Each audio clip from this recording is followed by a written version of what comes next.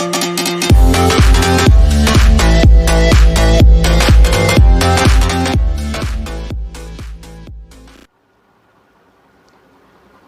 And welcome to Margdarshan academy. Students, अब तक आपने हमारे प्रीवियस वीडियोस में इकोनॉमिक्स के लेक्चर सुने हैं। आज हम स्टार्ट कर रहे हैं बिजनेस स्टडीज़ की क्लास। तो we are going to take the first chapter, that is nature and significance of management. You are having total 12 chapters in business studies, 8 chapters in part A and remaining 4 chapters in part B. So this chapter is from the part A. The topic is nature and significance of management. तो हम business point of view के समझने से पहले हम daily life से related एक example ले लेते हैं कि व्हाट इज़ मैनेजमेंट।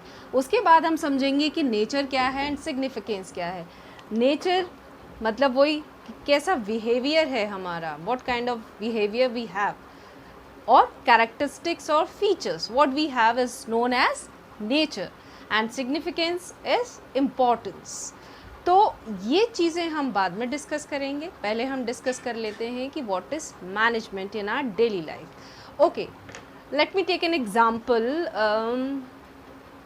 चलिए, आप सबने फेयरवेल पार्टी अरेंज की होगी अपने दोस्तों के लिए, अपने सीनियर्स के लिए, अपने स्कूल्स में। तो हम वहीं चलते हैं, रिमाइंड करते हैं सारी सिचुएशंस को कि मान लीजिए कि आप अपने सीनियर्स के लिए फेयरवेल पार्टी अरेंज कर रहे थे। तो आई एम श्योर कि आपने जो अरेंजमेंट्स हैं या जो प्रिपरेशन है वो 1 महीने पहले से ही शुरू कर दी होंगी, शेड्यूल डेट से 1 महीने पहले। मान लीजिए कि 20 फ़रवरी को फेयरवेल पार्टी है और हम उसकी तैयारी 1 महीने पहले से ही कर रहे हैं। अब हम इसमें क्या करते हैं, हम पहले टीम बनाते हैं।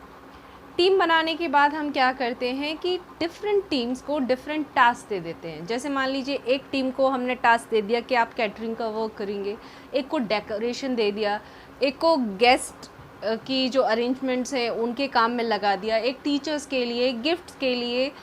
तो बहुत सारे काम हैं। तो हम इसमें क्या कर रहे हैं, हम we are distributing the work, we are distributing the duties and responsibilities. और किसको दे रहे हैं, जो पर्सन उसके लिए सूटेबल है। तो इन सिंपल हमको कुछ चीज़ समझ में आ रही है। What we are doing here, we are managing the activities of catering, decoration, arrangement for the guest, games, all that we are arranging, we are managing the activities. क्यों? क्योंकि हम क्या चाहते हैं कि जो इवेंट्स हम ऑर्गेनाइज करने जा रहे हैं वो कैसे भी फेल ना हो। तो हमको एक क्वालिटी की ज़रूरत है यहाँ, और वो क्या है, मैनेजमेंट। हमको किस चीज़ की ज़रूरत है यहाँ पर, मैनेजमेंट। यानी अगर हम देखें तो सिर्फ बिजनेस में नहीं, नॉन बिजनेस ऑर्गेनाइजेशन में भी, even in our daily life, management is important. तो मैनेजमेंट को इन शॉर्ट अगर हम समझना चाहें, मैनेज, किसको मैनेज करना है, मैन एंड मटेरियल। यानी to manage man and material is known as management. That means managing activities.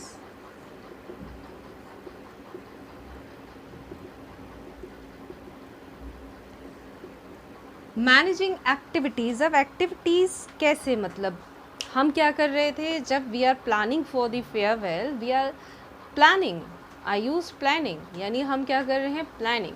फिर according to planning we are arranging the resources, that means we are organising, okay, and then we giving the responsibility और assigning the duties to responsible person, that means we are doing staffing, okay.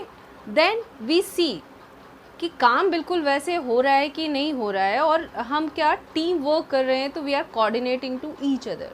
उसके बाद हम controlling कर रहे हैं कि जैसा हमने प्लान किया है काम उसके अकॉर्डिंग हो रहा है कि नहीं हो रहा। दैट मीन्स क्या है, it is the process, it is the process of activities और functions of management, that is planning, organizing, staffing, directing and controlling. तो हम ये कह सकते हैं this is the process of managing activities or functions.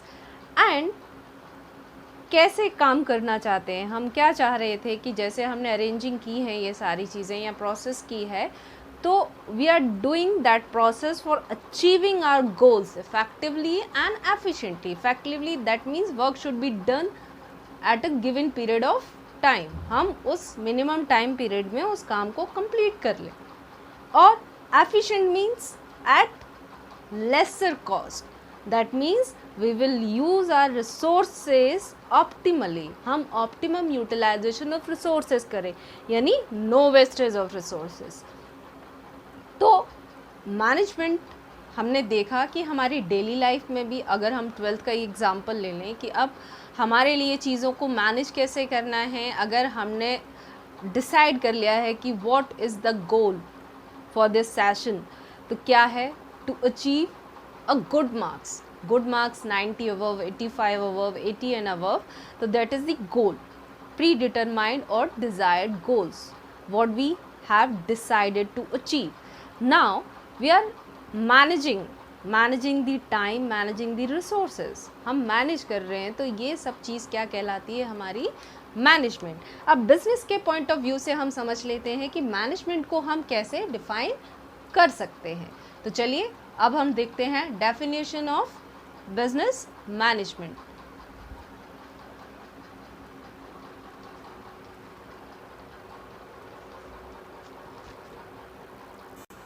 Let's see the definition. Management is the process.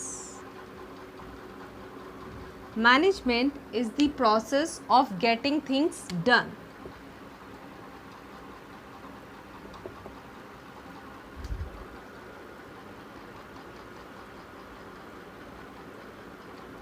किस लिए? With the aim of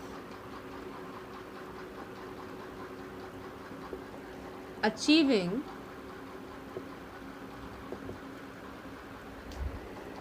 goals or organizational goals effectively and efficiently.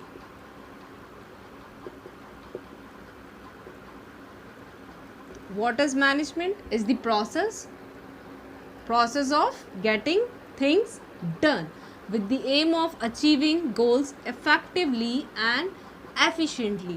तो हम देखें यहाँ पर ये जो 3 वर्ड हैं जो मैंने अंडरलाइन किए हैं, ये हमारी केस स्टडीज़ क्रैक करने के लिए भी की वर्ड्स हैं, लेकिन इन 3 वर्ड से मिलकर हमारा मैनेजमेंट कंसेप्ट प्रिपेयर होता है। यानी हम कह सकते हैं व्हाट इज़ मैनेजमेंट कंसेप्ट, तो it consist of 3 words, that is process, efficiency and effectiveness. तो इन शॉर्ट अगर हम मैनेजमेंट कंसेप्ट कहें इसको,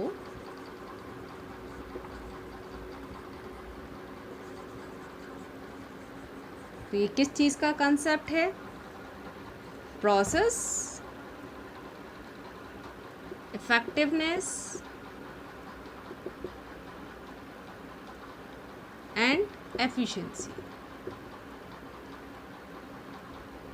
तो प्रोसेस हम क्या कहें? It is the primary function या इट इन्वॉल्व्स द एक्टिविटीज और function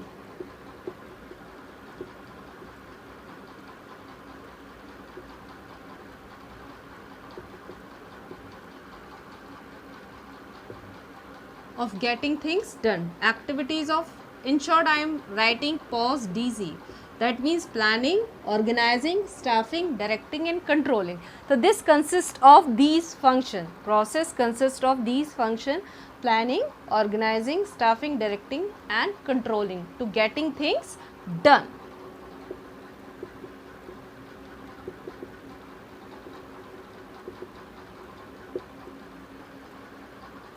And what is effectiveness? This is the end result.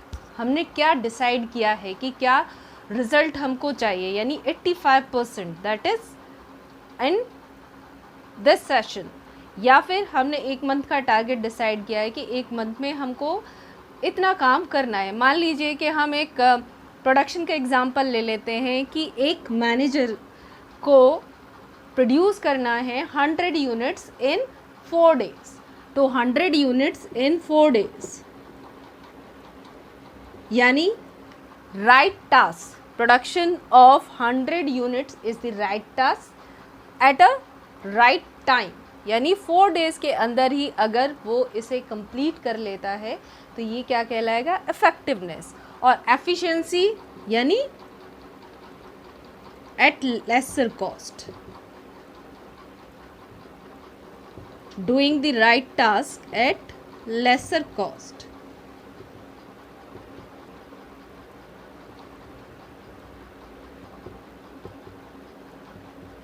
doing the right task at the lesser cost, and this is doing the right task at right time is known as effectiveness, and right task with lesser cost is known as efficiency।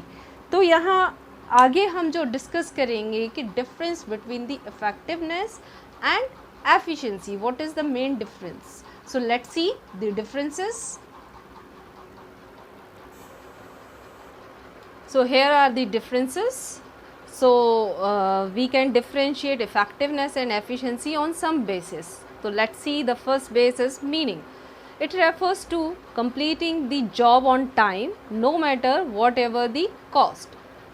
And efficiency, completing the job in the cost effective manner. That means no wastage of resources.